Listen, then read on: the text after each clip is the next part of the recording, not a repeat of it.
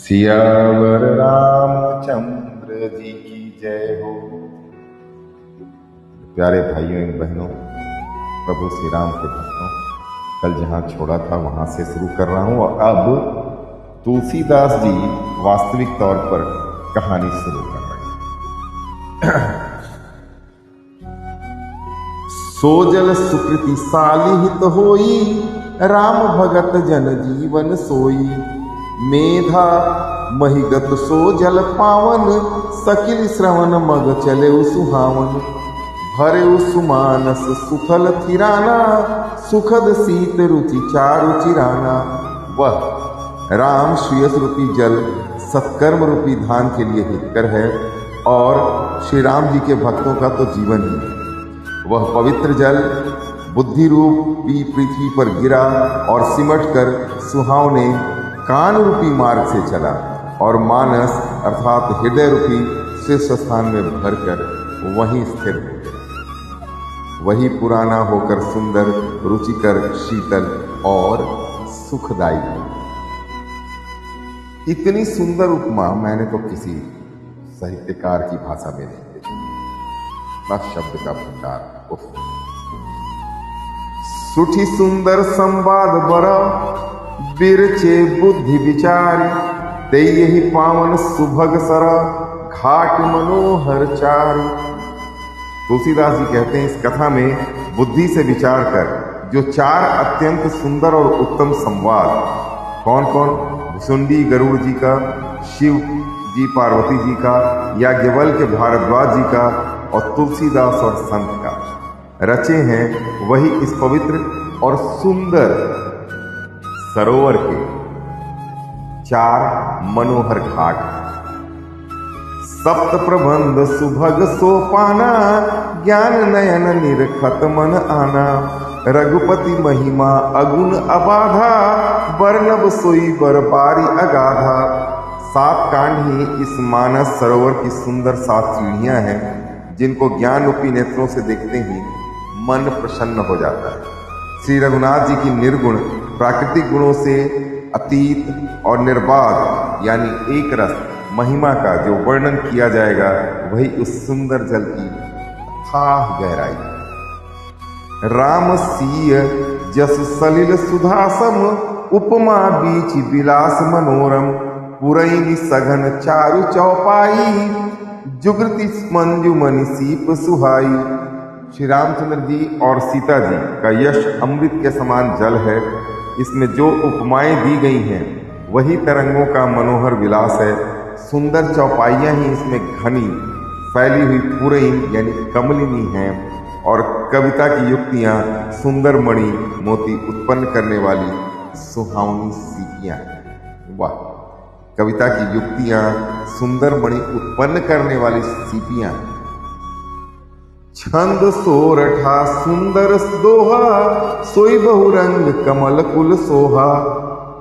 अर्थ अनूप सुभाव सुभाषा, सोई पराग मकरंद सुबासा। जो सुंदर छंद सोरठे और दोहे हैं, वही इसमें बहुरंगे कमलों के समूह सुशोभित हैं। अनुपम अर्थ, ऊंचे भाव और सुंदर भाषा ही पराग अर्थात पुष्परज, मकरंद भी पुष्परस और सुगंध।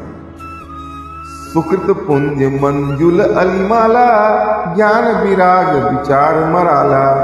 धुनि अवरेब कवित गुण जाति, मीन मनोहर ते बहु भांति। सत्कर्मों के पुंज भौरों की सुंदर पंक्तियां हैं। ज्ञान, वैराग्य और विचार हंस हैं। कविता की ध्वनि, वक्रोक्ति, गुण और जाति ही अनेकों प्रकार की मनोहर मछलियां इस सरोवर। अर्थ धाम कामादिक चारी, कहब ज्ञान विज्ञान विचारी। नवरस जप तप जोग विरागा, ते सब जलचर चारु तड़ागा। अर्थ, धर्म, काम और मोक्ष, ये चारों ज्ञान विज्ञान का विचार के कहना और काव्य के 9 रस, जप तप जोग और वैराग्य के प्रसंग, ये सब इस सरोवर के सुंदर जलचर जीव। काव्य के 9 रस इसमें मौजूद। इसके अलावा और जो चीजें होती हैं वो तो हैं ही। सुकृति साधु नाम गुण गाना, ते विचित्र जल विहग समाना। संत सभा चहु दिशि अमराई, श्रद्धा ऋतु बसंत समगाई। सुकृति अर्थात पुण्यात्मा जनों के, साधुओं के और श्री राम नाम के गुणों का गान ही विचित्र जल पक्षियों के समान है। संतों की सभा ही इस सरोवर के चारों ओर की अमराई यानी आम की बगीचियां हैं और श्रद्धा वसंत ऋतु के समान कही गई। भगति निरूपण विविध विधाना, क्षमा दया दमलता बिताना। समजम नियम फूल फल ज्ञाना, हरिपद रति रस वेद बखाना। नाना प्रकार से भक्ति का निरूपण और क्षमा दया तथा दम इंद्रिय निग्रह लताओं के मंडप है। मन का निग्रह यम अर्थात अहिंसा, सत्य, अस्तेय, ब्रह्मचर्य और अपरिग्रह, नियम शौच, संतोष, तप, स्वाध्याय और ईश्वर प्राणिधान ही उनके फूल हैं। ज्ञान फल है और श्री हरि के चरणों में प्रेम ही इस ज्ञान रूपी फल का रस है, ऐसा वेदों ने कहा है। और कथा अनेक प्रसंगा, तेई सुख पिक बहुवर्ण विहंगा। इसमें और भी अनेक प्रसंगों की कथाएं हैं जो साथ साथ चलती हैं प्रभु श्री राम की कथा के साथ साथ, और वे ही इसमें तोते, कोयल आदि रंग बिरंगे पक्षी। क्या उदाहरण है देखिए। पुलक बाटिका बाग बन, सुख सुविहंग बिहार। माली सुमन स्नेह जल, सींचत लोचन चारु। कथा में जो रोमांच होता है वही वाटिका, बाग और वन है, और जो सुख होता है वही सुंदर पक्षियों का विहार है। विहार मतलब उनका भ्रमण करना। निर्मल मन ही माली है और जो प्रेम रूपी जल से सुंदर नेत्रों द्वारा उनको सींचता है। जे गा वही यह चरित संभारे, ते यही लाताल चतुर रखवारे। सदा सुनहि सादर नर नारी, ते सुरवर मानस अधिकारी। जो लोग इस चरित्र की को सावधानी से गाते हैं जैसे मैं, वे इस तालाब के चतुर रखवाले हैं, और जो स्त्री पुरुष भाई बहन इसे आदर पूर्वक सुनते हैं जैसे आप, वे ही इस सुंदर मानस के अधिकारी उत्तम देवता है। अतिखल जे विषयी बग कागा, यही सर निकट न जाहि अभागा। संबुक भेक सेवार समाना, इहाँ न विषय कथा रस नाना। जो अति दुष्ट और विषयी है यानी संसार के भोग विलास में डूबे रहने वाले, वे अभागे बगुले और कौवे हैं।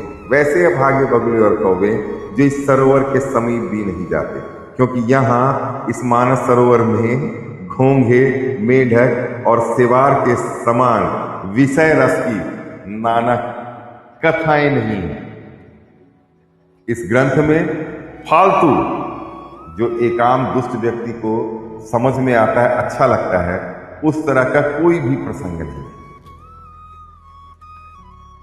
तेहि कारण आवत ही हारे, कामी काक बलाक विचारे।